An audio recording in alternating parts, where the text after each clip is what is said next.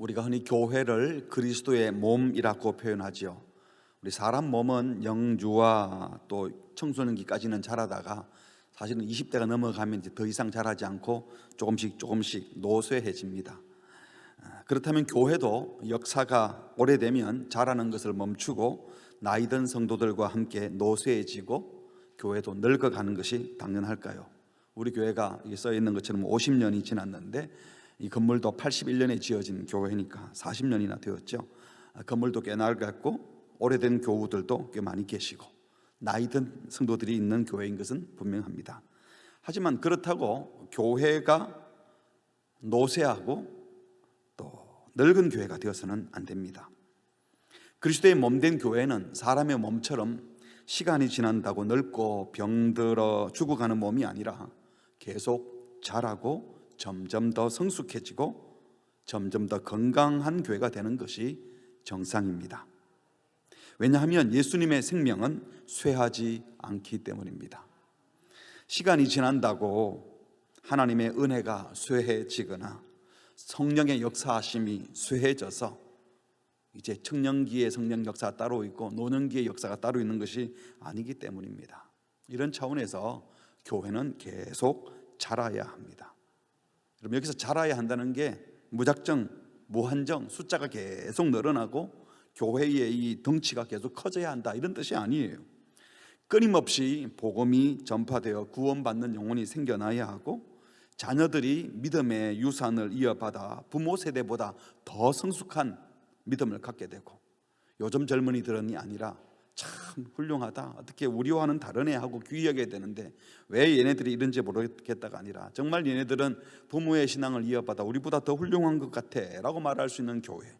그래서 공동체 전체가 옛날보다 훨씬 더 성숙해지는, 주님을 닮아 성숙해지는 공동체가 되어야 이것이 건강한 교회, 자라는 교회인 겁니다. 바라기는 시간이 지날수록 우리 신부산 교회가 늙어가는 교회가 아니라 본질과 진리는 붙드는데 복음을 담는 그릇은 끊임없이 변화시켜 나가면서 세상을 새롭게 섬겨 나가기 위한 더 큰 권세를 받고 힘 있는 교회가 되었으면 좋겠습니다.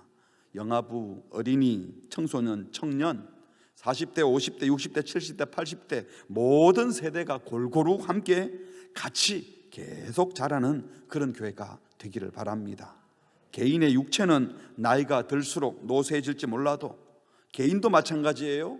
나이가 들어서 육체는 노쇠해질지 몰라도 내 속은 날로 새롭도다라고 말했던 바울의 고백처럼 우리의 영혼은, 우리의 인격은 계속 자라가고 주님 부르시는 그날까지, 세상 사람들은 나이가 늙어가면 어린이로 돌아간다 그러잖아요. 그렇지 않고 죽는 그 순간까지 점점 더 자라고 더 새로워지고 더 성숙하는 개인 성도도 되시고 또 그런 교회도 되기를 주의 이름으로 축복합니다.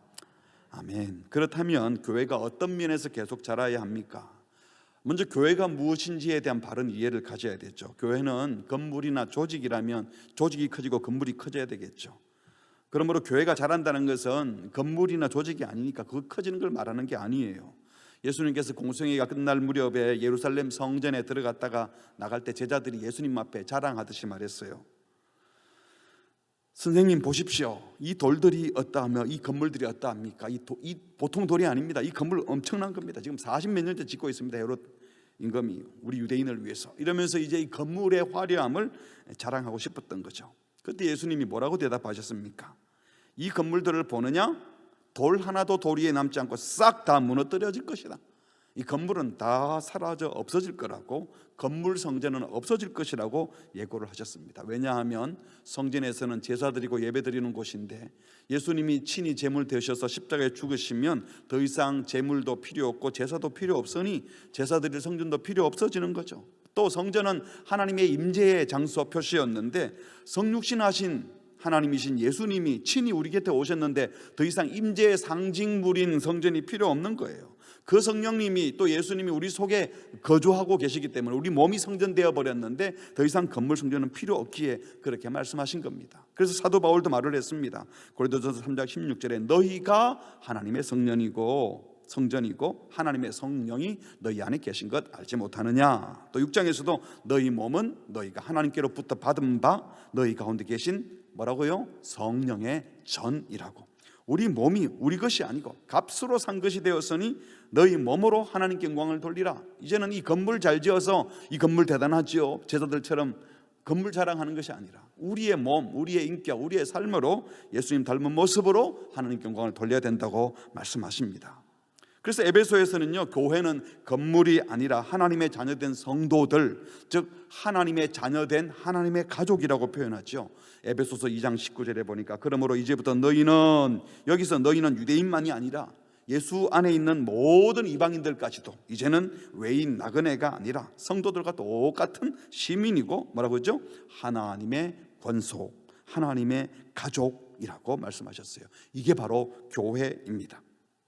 너희는 사도들과 선지자들의 터 위에 세우심을 입은 자라 그리스도 예수께서 친히 모퉁이 돌이 되셨느니라.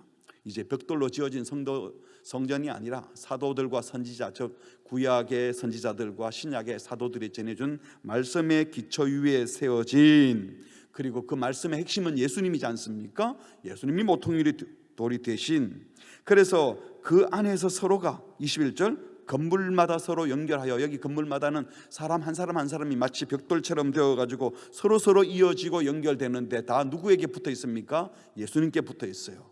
누구의 말씀을 받아요? 사도들과 선지자들의 말씀, 구약의 선지자들의 말씀, 신약의 사도들의 말씀을 다 받아서 그 말씀을 받은 자들이 예수와 합해서 성전이 되어간다 했어요.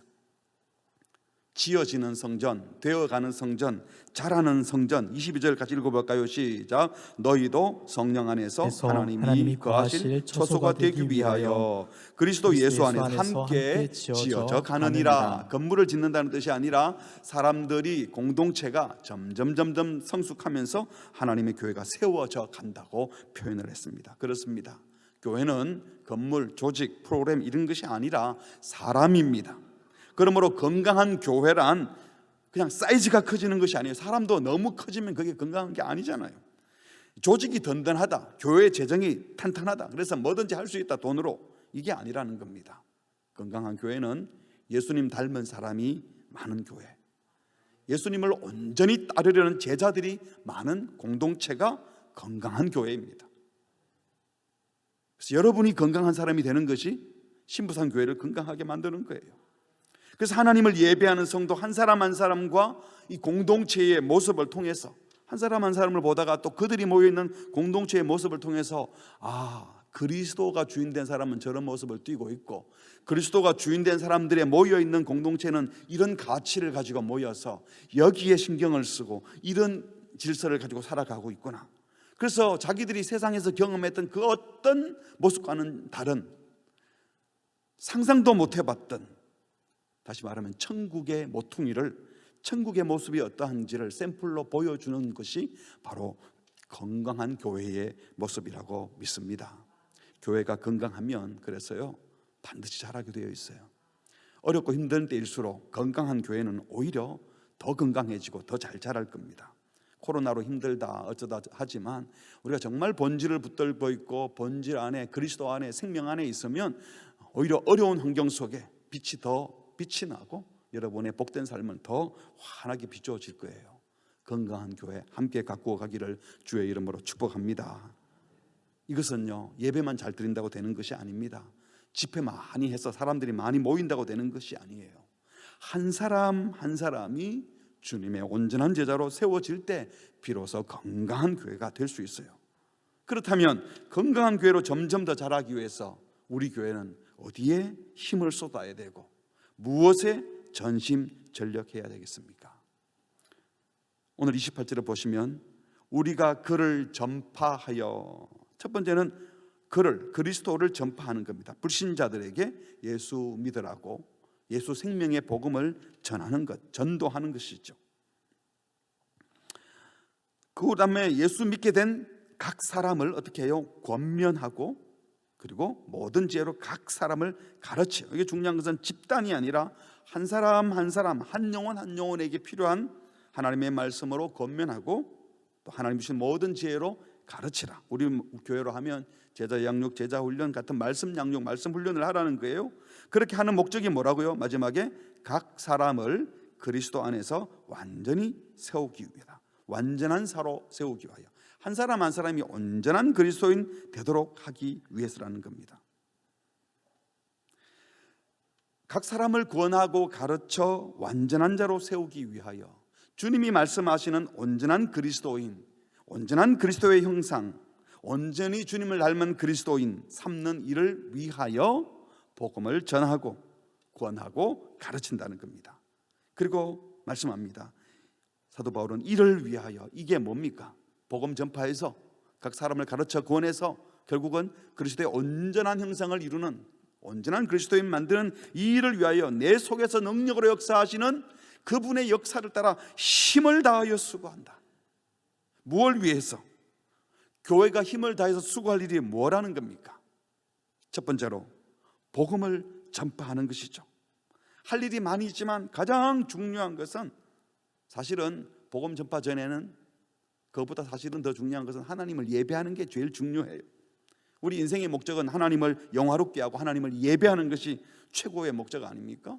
그리스도인 공동체가 함께 모여서 할 일도 성부, 성자, 성령 하나님을 찬양하고 경배하며 그분을 예배하는 거예요. 그리고 그분의 은혜에 감사하고 기뻐하고 하는 겁니다. 모여서 드리는 공예배는 물론 각 개인이 하나님 임재 앞에 살아가는 삶의 예배를 드리는 겁니다. 그런데 문제는 이 예배를 나 혼자 드리는 것이 아니라 이 영광스러운 예배를 모르는 자, 하나님을 모르는 자, 세상에서 허덕이는 자, 그들에게 복음을 증거해야 그들이 예배자가 되지 않겠습니까? 그래서 먼저 할 일이 복음을 전파하는 겁니다. 우리가 그를 전파하여 복음을 들은 사람이 권함을 받고 가르침을 받아 완전한 자로, 온전한 예배자로 세워지는 거니까요. 그러므로 교회가 할 일은 바로 이 예배자를 찾는 것이고 온전한 그리스도인 될 사람들을 찾아내는 겁니다. 그들에게 복음을 증거해주고 그리스도를 전해주는 겁니다. 다른 말로 하면 잃어버린 가족을 찾아내는 겁니다. 사실 하나님께서 스스로 직접 핀셋으로 찝듯이 자기 백성 탁탁탁 집어갈 수 있는데, 하나님은 우리를 이 세상과 하나님 사이에 화목하게 하는 자로 우리를 부르셨어요. 하나님이 직접 하지 않으시고 우리 보고 우리를 화해자로, 예수님 통하여 구원받는다는 이 소식을 증거하는 일은 바로 화목케 하는 직분입니다. 그 일을 저와 여러분에게 부탁하신 겁니다. 영광스러운 일이죠. 하나님께서 우리에게 그런 소원을 두시고 부탁하시고 이것 때문에 성령도 주신 거예요. 복음 전파하는 일은 여러분, 그랬어요. 이 교회당에 빈자석이 많기 때문에 빈자리 채우기 위한 일이 아니라 주님이 우리에게 명령하신 일이고 주님의 소원이기 때문에 우리가 그 소원을 받들어 순종하는 겁니다. 이 땅에 예수 믿지 않는 사람이 한 사람이라도 남아있다면 교회는 계속 그 일을 해야 합니다. 복음을 듣고 믿느냐 안 믿느냐 하는 것은 우리 책임은 못 돼요. 믿는 것은 하나님께서 믿게 하시고 그분들이 믿어야 되는 일이지만, 때를 얻든지 못 얻든지 복음을 듣는 자리에 모셔오고 복음을 전하는 일은 교회가 해야 할 일입니다. 디모데후서 4장 2절 같이 읽어볼까요? 시작. 너는 말씀을 전파하라. 때를 얻든지 못 얻든지 항상 힘쓰라. 범사에 오래 참음과 가르침으로 경책하며 경계하며 권하라. 때를 얻든지 못 얻든지 항상 힘쓸 일은 바로 복음을 전파하는 일, 말씀을 전하는 일입니다. 코로나 때, 우리 코로나 때 무슨 아주 행복한 만남에서 집회를 여기 모여서 하고 그런 건 못하지만, 그거 못한다고 전도를 멈추거나 예수 증거하는 일을 멈추어서는 안 되는 것이죠.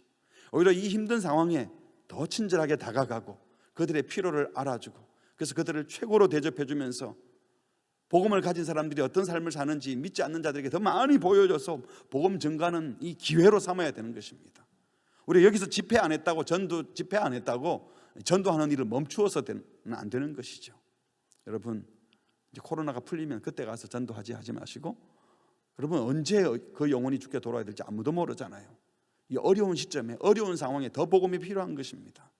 복음이 필요한 자들에게 가까이 다가가서 친절을 베푸시고 선물도 드리시고 뭐가 어려운지 물어도 보시고 좋은 친구가 되어 주십시오. 그리고 우리가 가진 이 소망이 무엇인지를 결정적인 순간에 가르쳐 드려서 복음 듣는 자리에 나올 수 있도록 도우시고, 할 수만 있다면 여러분이 직접 복음을 증거하는 은혜를 주시기를 주의 이름으로 축복합니다. 두 번째로는 교회가 힘을 다하여 수고할 일, 그것은 복음 들은 자들을 온전한 예배자로 훈련시키는 것입니다. 다시 말해 각 사람을 하나님을 예배하며 복음을 입술과 삶으로 증거할 수 있는 그리스도의 제자로 삼는 것이 교회가 힘을 다하여 수고해야 할 일입니다. 우리가 인생을 살아가면서 가장 감격적이고 기쁜 일이 있다면 사람이 태어나는 것이고, 사람이 자라는 것이고, 사람이 변화되는 모습을 보는 거예요. 자녀 양육하는 분들도 그렇지 않습니까? 아기가 태어나면 얼마나 기뻐요. 그 아이가 무럭무럭 자라고 성장하고 성숙하는 모습을 보면. 교회도 마찬가지입니다. 한 영혼에게 복음을 전거했는데 세상에 살던 그가 복음 듣고 나서 사람이 바뀌어지고 삶의 가치가 달라지고 공동체를 알게 되고 만족 없이 살다가 참된 만족을 누리며 사는 그 모습을 보는 것만큼 기쁜 일이 어디 있겠습니까? 썩어 없어질 세상이 아닌 영원한 하늘 소망을 갖게 되는 사람으로 우리가 변화시키는 일에 쓰임받는다면 이것만큼 감격적인 일이 없어요. 우리 교회도 순장님들이나 양육 리더들을 물어보면 얼마나 수고가 많으세요? 그러면 대부분이 하는 대답이요, 아이고 이 일하다가 우리가 더 은혜 받는 걸요, 이런 분들이 많아요. 사람 키우는 일은 힘이 들어도 정말 값진 일인지 알기 때문에 그렇습니다. 그래서 우리가 이 그리스도를 닮은 온전한 제자로 삼는 이 일을 하려고 우리 교회가 제자 훈련이라고 하는 방법을 취한 겁니다. 우리가 하는 그 방식 자체가 원칙이고 이게 무슨 본질은 아니에요. 그러나 제자를 삼는 일은 본질인 것이죠. 사람을 키우고 건강한 교회를 꿈꾸는 일은 본질적인 것입니다. 다른 방식으로도 물론 할 수 있겠지만 사람을 세우고 사람을 키우는 일. 근데 이 사람은 금방 안 자라잖아요. 우리가 자녀들도 한꺼번에 물론 간혹은 6쌍둥이 7쌍둥이도 있긴 하지만 대부분은 한 명씩 키워요. 한 사람씩 키우게 되어 있습니다. 그래서 에너지가 많이 듭니다. 건강한 교회를 꿈꾸려면 사실은 그렇게 해야 하는 겁니다. 금방 열매가 잘 보이지 않지요. 눈에 보이는 성장도 없어 보일 수도 있습니다. 그러나 교회가 정말 힘써야 될 일은 이 일입니다. 하나님께서 이렇게 각 사람을 온전한 자로 세우는 일을 위하여 교회에 두 가지 중요한 선물을 주셨는데 바로 성경과 그리고 교육자, 즉 말씀 사역자를 주셨어요.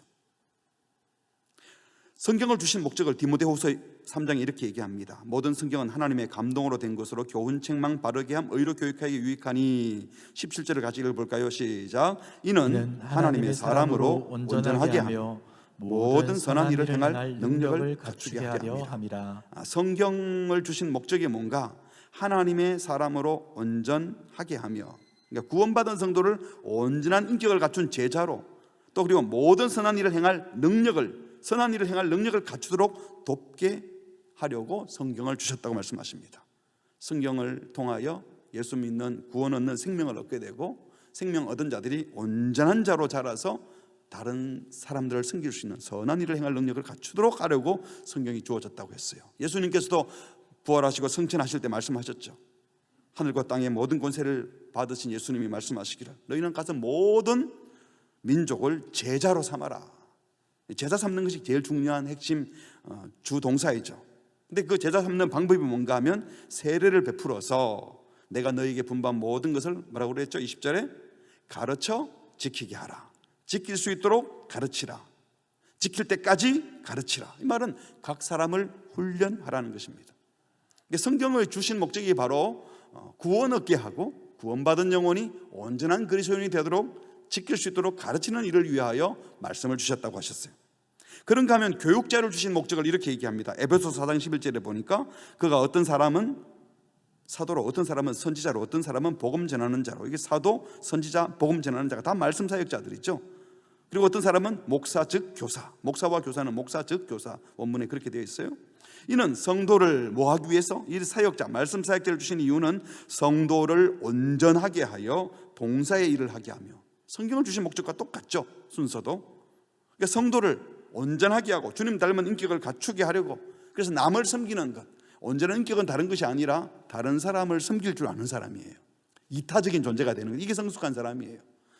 아무리 많이 갖추어도 자기밖에 모르는 것은 애기이고요, 악이고, 남을 섬길 줄 알고 남을 배려할 줄 아는 사람, 이게 이제 성숙한 자인데, 남을 섬길 수 있는 온전한 인격자로, 봉사자로 만들기 위해서 다시 말하면 성경도 주셨고 교육자도 주셨다고 말씀하시는 겁니다.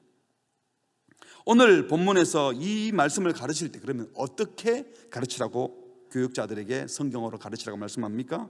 28절 같이 다시 읽겠습니다. 시작. 우리가 그를 전파하여 각 사람을 권하고 모든 지혜로 각 사람을 가르치는 각 사람을 그리스도 안에서 완전한 자로 세우려 함이니. 여기에 3번 반복되는 말이 뭡니까?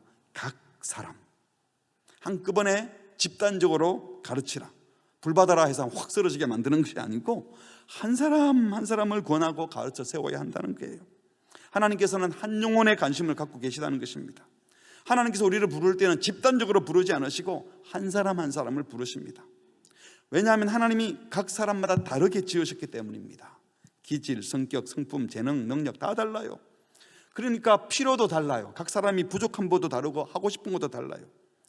그러므로 교회는요, 영아부터 노인에 이르기까지 남자 여자 할 것 없이 직업 직종에 상관없이 각 사람을 다 소중히 여겨야 합니다. 각각 주님 임재 앞에 서야 하고 각각 변화될 부분이 또 다르기 때문에 각 사람이 복음 앞에 서도록 각 사람이 변화되도록 해야 합니다. 그리고 이런 각 사람이 통해서 그리스도의 몸된 교회 공동체가 이루어지고, 그래서 몸된 교회 공동체 일원이 되면 각 사람이 주님을 만난 그 사람들이 다른 이들을 생각하는 존재가 되니까 각 사람이 은혜 받지만 결국은 공동체를 생각하는 각 사람이 되는 것이죠. 이 일을 위해서 집단 교육하라고 말씀하지 않고 각 사람을 권하고 가르쳐야 한다고 말씀하십니다. 그 방법은 여러분 주일날 예배당에 와서 설교 듣는 것만 가지고 안 돼요. 어떤 분들은 훈련 받으라 그러면 목사님 주일마다 이렇게 좋은 설교 말씀해 주시는데 그것만 들으면 되지 뭐 다락방 갈 필요가 뭐가 있고 훈련 받을 필요가 뭐. 목사님 설교면 충분합니다. 그걸 절 칭찬하는 게 아니고 저의 목회가 뭔지 모르고 죄송합니다, 딴소리 하는 겁니다. 그렇게 안 돼요. 설교만 열심히 듣는다고 변화되면 뭐 다 변화될게요. 물론 우리 교회가 하는 정해진 한 프로그램 이수한다고 다 변화되는 건 아니에요. 무슨 제자훈련 받고 사육훈련 하면 공장에서 제품 찍듯이 착착착 사육훈련 졸업생은 요 정도 수준, 제자훈련 수준은 요 정도 수준, 그렇게 되는 건 아니죠. 그러나 각 사람을 온전한 제자로 세우는 것은 설교한다고 되는 것이 아니라 무슨 부흥 집회, 영적 각성 집회, 각종 세미나 뭐 이런 거 필요하죠. 아주 필요합니다. 그런 것들도 중요한 요소 중에 하나예요. 그러나 한 사람 한 사람 변화해야 될 부분이 다르기 때문에 각 사람이 역사한 그 내용들을 다락방에서 나누고 자신의 부족함을 고백하고 제자 양육이나 제자 훈련에서 구체적으로 말씀으로 지적을 받기도 하고 다른 분들이 어떻게 변화되는지도 보시고, 그리고 함께 있을 때 내가 어떤 모습인지 확인해야, 그래서 각 사람이 자라는 거예요. 그래야 은사도 발견되고 개성이 다른 것도 알게 되고 상처를 어떻게 치유하는지도 알게 되고 용서하는 법도 배우는 거예요. 혼자 있으면 예배만 드리고 가면 뭘 배울게? 사실 우리의 인생의 문제는 밖에 나가서 가족들과 다른 사람들과의 관계에서 다 터지는 문제 아닙니까? 그걸 예배당 안에서, 교회 공동체 안에서, 소그룹 안에서 훈련을 해야 한다는 것입니다. 교회가 이 일을 하려고 하는 다른 이유가 없습니다. 한 영혼의 가치를 알고 한 영혼에 집중하고 싶어서 그렇게 하는 거예요. 한 사람이 너무 소중하기 때문에 하나님이 그 한 사람 통해서 무슨 일을 할지 모르거든요. 이사야 60장에 보니까 그 작은 자가 1000명을 이루고 약한 자가 강국을 이룰 것이다. 한 사람이 나라를 이룰 수도 있고요, 한 사람이 1000명을 감당할 수도 있다고 하요. 그 영혼이 어떤 영혼일지 모르는데 하나님께서 하실 일이 무궁무진하신데, 그래서 우리는 그런 꿈을 갖고 제자 훈련을 하는 겁니다. 여러분, 우리 교회 제자 훈련은 신부산 교회의 부흥을 도모하기 위한 부흥 전략 아닙니다. 성도 모아서 정착시키기 위한 기법이 아닙니다.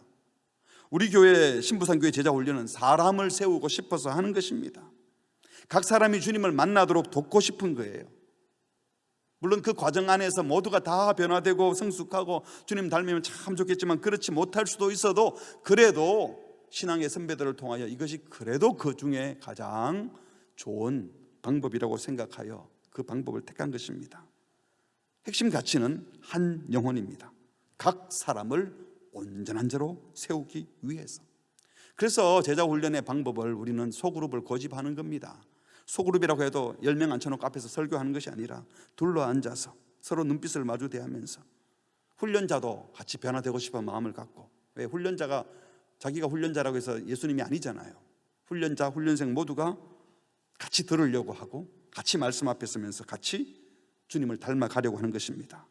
한 사람 한 사람을 염두에 두고 배려하며 그들의 필요에 맞추어 질문도 하고 답도 듣고 답을 하도록 기회도 주고, 그러다가 훈련생을 통하여 훈련생끼리 서로 배우기도 합니다. 주님은 그렇게 역사하실 거라고 믿기 때문입니다. 각 사람을 권할 수 있는 가장 좋은 방법이 1대1이 아니고 소그룹이라고 생각하는 거죠.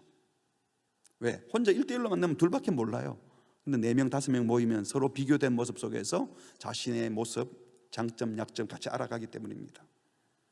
그래서 한 영혼에 대한 관심 때문에 소그룹 하면서 무조건 내가 하는 설명 들어, 질문 정답 찾아와, 이렇게 하면 안 되는 것이죠. 간혹 보면 소그룹 지도자 훈련을 지켜보면 심지어 목회자들도 너무 답을 많이 알고 있으니까 답을 자꾸 빨리 가르치려고 애를 쓰고, 리더들 가운데도 자기가 아는 건 많이 가르치려고 하는데요, 우리가 제자 훈련할 때는 그런 방식을 취하는 것이 아니에요. 생각할 기회를 주고 스스로 답할 수 있도록 도와주려고 애를 쓰는 겁니다. 왜? 성경 지식 답 가르치려면 정답지 줘서 외우면 되지, 그걸 뭘 그렇게 하겠어요. 그 답을 찾아가는 과정 속에서 실험하면서 인격적인 변화를 도모하는 겁니다. 그래서 이런 훈련의 시간을 길게 합니다. 단기 코스 이런 건 없어요. 단기 코스에서 사람이 다 바뀌는 게 아니고, 어떨 때는 뭐 내용 얼마 안 되는 걸 일주일에 딱 집중적으로 하시지, 이걸 뭘 16주 나눠서 하고 1년 나눠서 하나. 아니, 그 세월이 중요해요.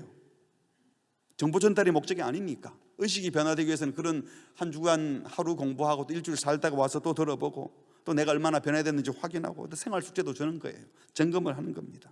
6개월, 1년, 2년의 시간을 들여서 훈련을 받는 거예요. 그래서 제자 훈련하는 교회는 뭐 평신도 동력자가 많으면 목회자가 필요 없겠나가 아니라 오히려 말씀 사역자가 더 많이 필요합니다.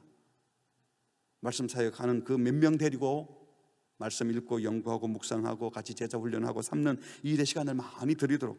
그래서 저는 부서 하나 맡는 것, 주일학교 부서 하나 맡는 것과 제자 훈련 반 하나 맡는 것과 똑같은 에너지를 쏟아야 한다, 제가 종종 그런 말을 합니다. 그리고 실패할 수도 있어요. 다 성공하는 게 아니에요. 그래도 그 과정을 주님이 기뻐 보시고 나중에 이게 쌓여서 우리 교회 공동체를 전체적으로 복되게 하실 것이라고 믿는 것입니다. 여러분, 제자 훈련은요 엘리트 양성 과정은 아닙니다. 세상에서는 그렇게 능력 있는 사람 뽑아서 엘리트 양성하겠지만, 교회는 부족한 자들도 함께 자라게 하고 싶은 겁니다. 약한 자를 돌볼 수 있도록 약한 자가 거기 함께 있어야 돼요. 비천함과 함께 하신 주님을 배우기 위해서 비천한 분들도 공동체 안에 함께 있으면서 서로를 섬기면서 같이 종의 자세를 훈련하는 것입니다.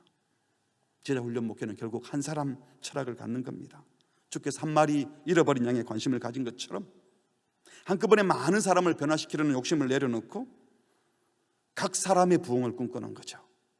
그래서 우리 교회 안에 한 사람 한 사람 부흥하고 한 사람 한 사람 복된 사람이 생겨나면 그것으로 기뻐하고 만족하는 이런 마음을 가진 자가 교회 지도자가 되어야 되고 직분자가 되어야 하는 겁니다.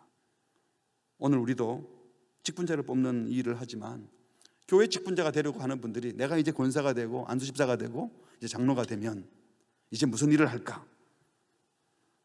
무슨 일을 할까 하지 마시고 사도가 수고하고 진력했던 이 일을 계속 하시기 바랍니다.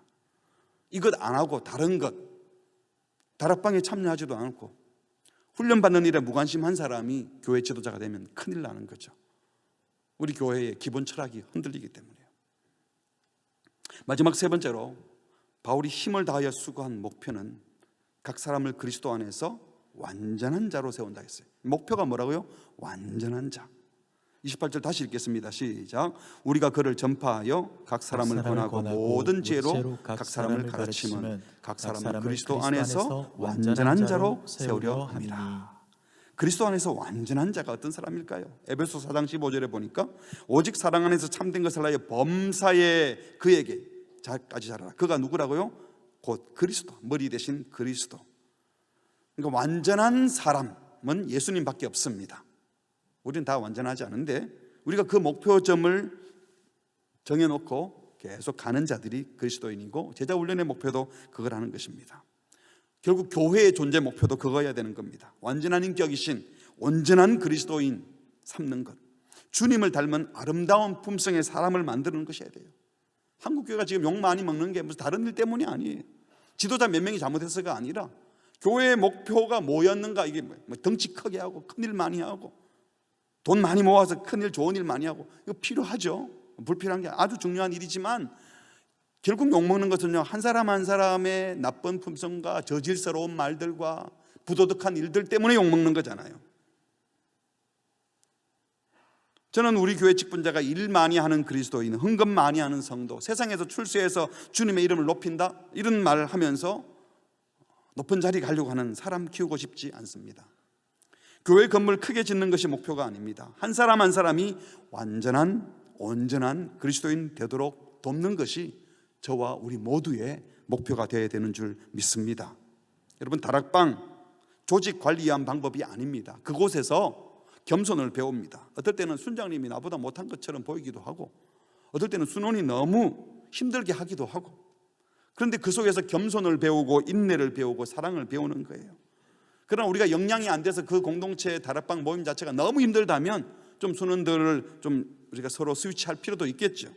하지만 우리는 아주 친한 사람들끼리, 마음에 맞는 사람들끼리 모여서 그냥 즐겁다 재미있다, 우리 다락방은 마음이 너무 잘 통해, 이게 우리 목표가 아니라는 것이죠. 무엇보다도 이 목회자의 전유물로 생각하던 예배, 양육, 가르침, 돌봄, 섬김 사역을 이 평신도 지도자들이 직접 감당하면서 한 생명의 소중함과 영혼을 섬기는 목자의 마음을 배우면서 그들이 잘하는 거예요. 지도자 되신 분들이. 종종 순자님들이 저한테 그런 말 많이 하셔요. 아유, 뭐번 속상한 일이 생기고 나면, 아유, 우린 10명도 안 되는 수는 생기다가 이렇게 속상하고 힘든데 목사님은 얼마나 힘드세요? 뭐 이런 말을 해요. 그럼 저는 반대로, 아유, 순장님이 그렇게 해주시니까 제가 이렇게 살지, 저보고 혼자 하라면 저는 못했을 거예요. 너무 고마워요. 이게 제 마음이죠. 같이 자라는 겁니다. 목사에게 너무 기대는 게 아닙니다. 우리 모두가 이런 일들을 통해 같이 자라려고 하는 것이 바로 온전한 그리스도인 되려고 하는 과정으로 생각하는 것이죠. 또 제자 훈련은요, 예수님 사역을 감당하는 일입니다. 예수님께서 제자들에게 보혜사 성령을 보내기로 약속하셨잖아요. 그리고 보혜사 성령님이 하는 일이 뭡니까? 예수님이 하셨던 말씀을 기억나게 하고 내가 했던 일도 너희가 하도록 권능을 주겠다고 말씀하셨어요. 성령 충만한 사람들은 바로 예수님의 말씀이 생각이 나고 예수님이 하셨던 일들을 감당하는 성령의 권능을 받은 자입니다. 우리는 제자 훈련을 통해서 바로 예수님을 닮았다는 게 뭐 인격과 성품만 닮았다는 것이 아니라 사역적으로도 바로 그 일을 닮은 자로 함께 감당할 수 있는 사역자로 삼으려고 하는 것입니다. 예수님의 사역을 하려고 하면, 정말 예수님 사역을 하려고 하면 예수님께서 그 권능도 함께 주실 줄 믿으시기 바랍니다. 말씀을 맺으려고 합니다. 우리 교회는 지금까지 무엇을 위해 수고하고 있습니까? 무엇을 위해 또 수고해야 될까요? 그렇습니다. 사도 바울이 힘을 다하여 수고했던 일, 복음을 전파하고 각 사람을 구원하고 가르치며 각 사람을 그리스도 안에서 완전한 자로 세우는 것, 이것이 우리 교회가 정말 수고해야 할 일입니다. 다른 말로 하면 예수님이 말씀하셨던 대로 지킬 수 있도록 가르치는 것, 지킬 때까지 가르치는 것, 하나님의 말씀을 지식적으로 가르치는 성경 공부가 아니라, 여러분, 성경 공부가 아니라 말씀을 지키도록 가르쳐 주님의 제자가 되게 하는 것, 이 일에 우리의 마음을 쏟아야 되는 겁니다. 지금까지 여러분 교회당에 오시면서 어디에 마음을 많이 쏟으셨습니까? 이번에 직분자가 되시려는 분들은 앞으로 어디에 마음을 쏟으시겠습니까? 대부분 직분자들, 후보들이 바로 이런 훈련 과정을 다 거친 분들이에요. 제가 오늘 한 설교는 수없이 들었을 겁니다. 다른 방식으로. 집회에 참석하고 봉사하는 자리에 나오고 헌금 드리는 것 필요하죠.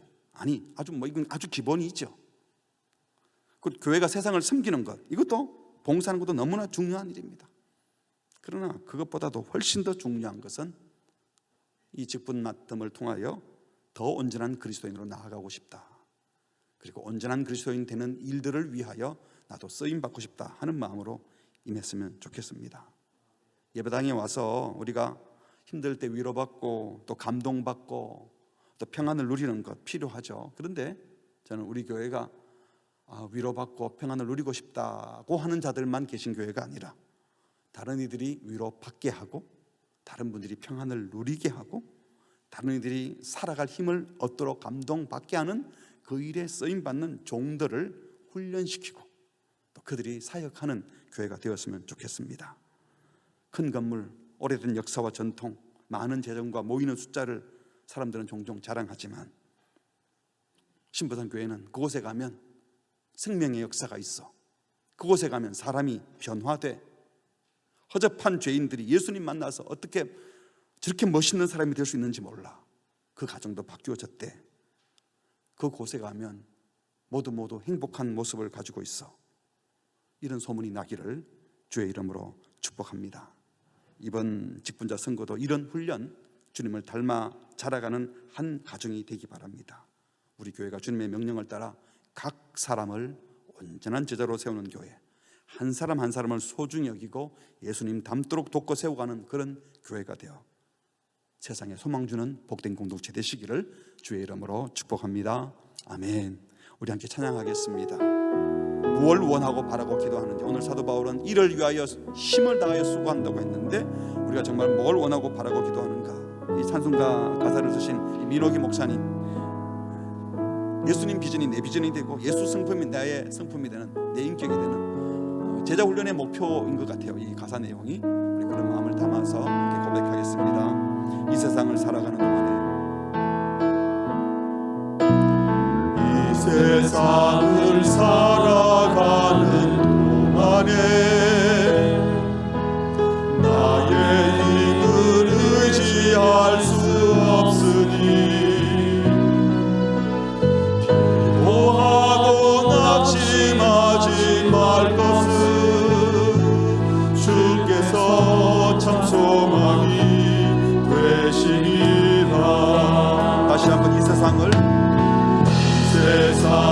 살아가는 동안에 나의 힘을 의지할 수 없으니 기도하고 낙심하지 말 것은 주께서 참 소망이 되심이라. 하나님의 꿈이 나의 비전이 되고 예수님의 성품이 나의 인격이 되고 성령님의 권능이 나의 능력이 되길 원하고 바라고 기도합니다. 주의 길을 걸어가는 동안에 세상에 것 의지할 수 없으니 감사하고 낙심하지 말 것은 주께서 참 기쁘니 되시리라. 하나님의 꿈이 나의 비전이 되고 예수님의 성품이 나의 인격이 되고 성령님의 권능이 나의 능력이 되길 원하고 바라고 기도. 하나님의 꿈이 나의 비전이 되고 하나님의 꿈이 나의 비전이 돼. 예수님의 성품이 나의 인격이 되고 성령님의 권능이 나의 능력이 되길 원하고 바라고 기도합니다. 같이 기도하겠습니다. 여러분, 신앙생활의 목표를 껍데기, 건물, 사람 숫자, 재정적인 능력, 그리고 우리 집안이 세상적으로 펴는 것, 이런 거 삼으면 실망합니다. 그때 각 사람이 복음을 듣고 그리고 말씀을 지켜 행하고 그래서 온전한 인격되는 것, 이것을 꿈을 꾼다면요, 우리 주변에 일하는 각종 불행한 일들로 보이는 것들, 낭망스러운 일들까지도 사실은 하나님의 큰 작품을 만들어가는 과정이 되는 것을 깨닫게 되는 것입니다. 오늘 이 말씀을 기억하면서, 하나님, 우리 교회가 힘써야 될 일이기도 하지만 사실은 모든 성도가 힘써야 될 일이고, 특히 오늘 직분자가 되시려 하는 분들이, 이 일에 힘쓰는 자들이, 이 일을 목표로 하는 자들이 동참할 때, 저는 우리 교회가 뭐 일 많이 하고 헌금이 더 많이 들어오고 이것이 아니라 각 사람이 그리스도를 닮아 성숙한 자가 되는 것, 그게 결국은 복음을 증거하는 또 핵심이 되는 것입니다. 생명의 복음을 전해서 생명 받았는데 저 따위로 사냐, 이렇게 되면 복음 다 막잖아요. 우리가 지금까지 한국교회가 전도는 강조하는데 전도자의 모습이 어떠해야 되는지, 화목자의 모습이 안 되면서 전도가 나는 거예요. 예배당에는 데리고 오는데 보여줄 게 없으면 되겠습니까? 주님, 우리가 복음을 증거할 뿐만 아니라 지킬 때까지 말씀을 배우고 가르치고, 그래서 온전한 그리스도인이 되는 교회, 또 그런 직분자, 또 그런 성도 될 수 있도록 주여 은혜를 주시옵소서. 함께 말씀을 생각하며 기도하시겠습니다. 하나님 아버지,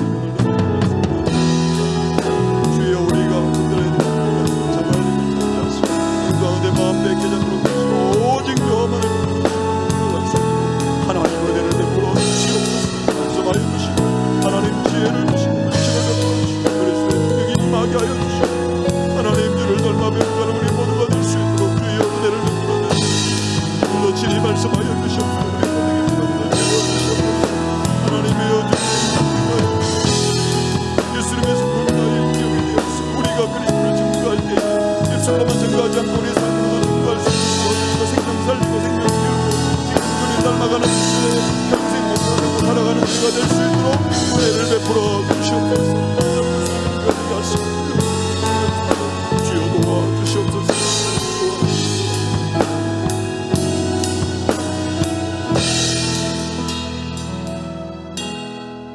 하나님 아버지, 우리에게 복음을 주시고 또 주님을 알아가고 닮아가려는 열망을 주셔서 감사합니다. 사도 바울이 이를 위하여 수고하고 진력한다고 했던 그 일, 복음을 증거하고 각 사람을 말씀을 지킬 때까지 가르치며 그리고 온전한 그리스도인 삼는 이 일에 우리 모두가 진력하게 하여 주시옵소서. 남을 가르치고 남을 변화시키기 전에 내가 먼저 주님 닮으려고 더 몸부림치고 이것을 가장 소중한 꿈과 비전으로 삼게 하여 주셔서 신부선교회 모든 성도들이 주님 닮으려고 하는 그 열망들로 가득 찬 교회, 그래서 이곳에 오면 겸손을 배우고 사랑을 배우고 용서를 배우고 이해를 배우고 공동체를 이해하고 함께 살아가는, 그래서 이 세상에 하나님 나라가 어떤 것인지 보여줄 수 있는 그런 복된 교회가 되게 하여 주시옵소서. 모든 말씀 예수님의 이름으로 기도합니다. 아멘.